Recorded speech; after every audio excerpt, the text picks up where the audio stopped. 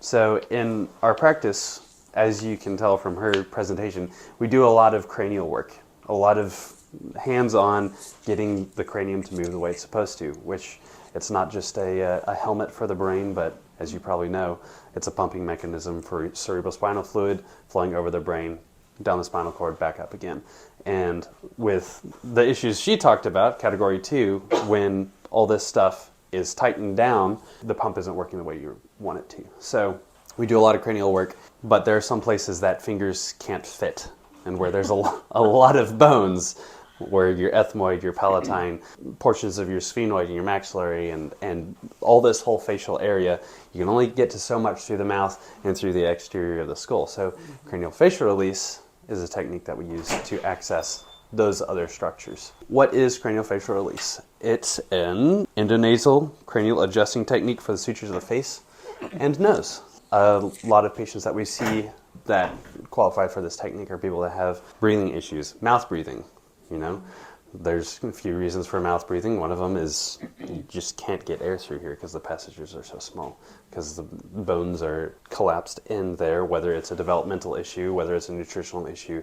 There's a lot of different causes for it, but we have the solution. It's balloons that are inflated to affect specific sutures. So I brought a little model here. There's 3 specific spots here that correlate with specific sutures and specific structures that a balloon can be inserted and inflated. And so depending on facial structure, what we kind of refer to as banana face, where you got the nose, pointed off one direction, one eye's big, the other one's kind of collapsed in. Smaller, it correlates to the shape of the orbit and the bones and how they're positioning and stuff like that. So we use indicators like that to help us determine where and how these balloons are inflated. I brought them here to show you. These are the balloons. And it takes less than 2 seconds. It's uncomfortable, it is, but it can produce some really amazing results. I've got a video of a guy doing it. So this is just one of the ducts. And you wait, and then we'll do the air together, okay? You put topical? Yes, yeah. So there's a colloidal silver gel, so it's antibacterial.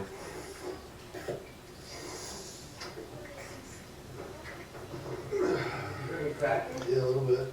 Yeah, I feel like a crunch. The most fun part for me is that you do hear the cracking and you feel the sutures release. One of the coolest ones is when the intermaxillary suture releases, and that it gets a little bit sore for the rest of the day, but then your mouth feels so much more open and so much bigger. Because that maxilla is supposed to move when you breathe. Right. Breathe in, breathe out, breathe in, breathe out. And so if it's not able to do that, that's going to affect, it's the floor of your sinuses, Yeah. And you're trying to move that area. What if the sutures are just so restricted? How nice to get all that restriction out, and your dental stuff is going to go so much faster because you're not pushing against the wall. Yeah, that's one of the main things that this helps is it can cut expansion times down by months as you're trying to get things to move. And if they're willing to move, it's going to go better and faster and easier. The stories, let me tell you, the stories that people have around cranial facial release are incredible. I've had a patient that has had apnea her whole life, and she, after like 3 sessions, her husband's like, "You've never slept quieter." She was looking at getting hearing aids. She doesn't need to get hearing aids anymore. She doesn't need her reading glasses anymore. There's so many, I'm getting goosebumps thinking about it, but there's so many amazing, wonderful things that come out of this technique because, and you'll see later, all the nerves and the structures that it influences are connected to everything else. It's amazing. So what it's not is it's not balloon sinuplasty. That's different. That's just the frontal sinus. I'm sure you'll know. Do y'all know about balloon sinuplasties? Yep. So it's one little balloon to open the passage a little bit. And you suck out whatever mucus is in there and spray an antibiotic in there. So it's not that. And it's also not dangerous, which is great. It's uncomfortable because you're getting a balloon inflated inside your face. But it's not dangerous. The only contraindications to it are surgical plates crossing suture lines and osteoporosis of the face, which either one of those would make it more dangerous. Here's my awesome picture. See if I can get more in the corner here. So Love this picture. this is a great picture. So here's everything that's coming out of these tiny holes here.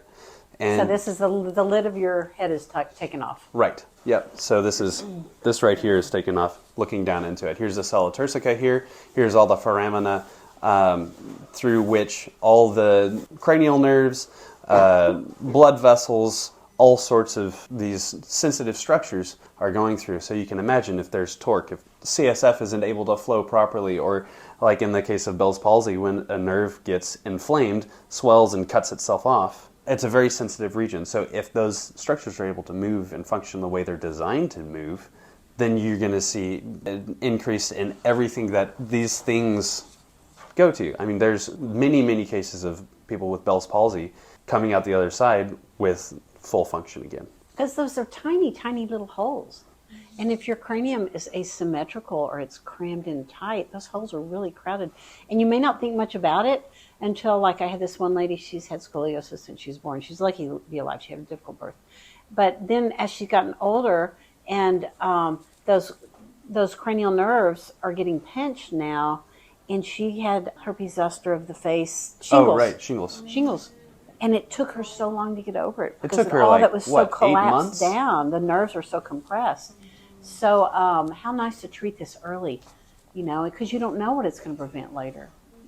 Yeah, it took her a long time. So here's just a number of things that cranial facial release can help.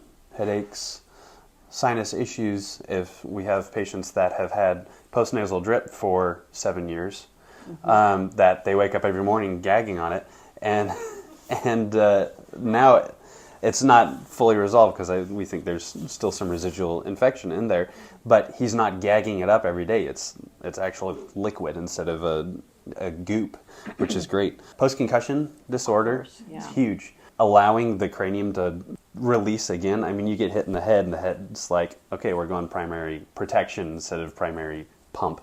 So getting everything functioning again helps with the healing, helps with reintegration into function. Deviated septum issues.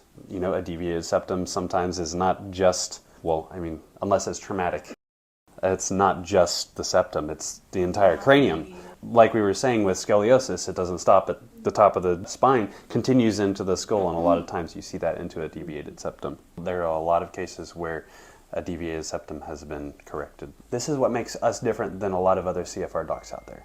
First off, we have SOT training, which CFR is based off of SOT principles. So being a non-SOT doctor doing cranial facial release, you don't get the whole pie. You get just, one or two slices. And a lot of those docs will only do the balloons. Whereas what we do is we dress the entire system with, head to toe. Every appointment, there's adjustment, there's external cranial work, there's internal cranial work, there's cranial facial release. So cranial facial release, we generally do 12 appointments to start out. It's a lot, but it's enough. We want to last. That's the goal, is we want it to last. So gone. the first 4 or so appointments is we're releasing things, getting them moved again. The second 4 appointments is we're getting things into the correct place. And the last 4 appointments is letting things settle in and keep them where they're supposed to be as they settle in and get used to their new home. So generally speaking, 12 appointments is what we do. Because we want the excellent results, the lasting stuff. Yeah. Each appointment lasts about 30 minutes. It's an incredible value for the appointment. There's doctors that, like I said, you come in, you get the balloons. If dry needling is indicated, that's included in it. If icing and cryotherapy is indicated, that's included. If there's muscle work that's indicated, that's included. We're looking at the whole body. We want the whole body to be stable. Yeah. And this is a component of doing that. Right. So hearing and sight difficulties, your sphenoid bone is right here. And you're directly affecting the sphenoid bone, which makes up a large portion of your orbit, and also directly connects into your temporal bone and hearing, and everything else in there. Glaucoma is another big one. When you've got glaucoma, is pressure on the eyeball. So being able to release the bones and move them, if there's a change like this, you're going to be putting more pressure on this eyeball than over here. Narrow palate. I'll just move through the rest here pretty fast. You can kind of imagine all the things it would affect. tooth crowding, Of course. Yeah. mouth breathing, Yeah. Amazing. and much more. Another thing that we add in too also is we give them homeopathic remedies Right. for it, because like some people they're afraid, so we'll give them aconite, or they have a deep infection in there, so we'll give them HEPA or something like that for the infection. Or emotional Yeah. release, yeah. There's a lot of patients that come in that have, they've been suffocating in their face for years and years and years, and then you put a balloon in there and open it up, and then and then all of a sudden they're able to breathe, and there's a lot of emotion stored in those tissues because they've been suffocating for years. It's so fun. It's really so exciting. rewarding. It's really fun.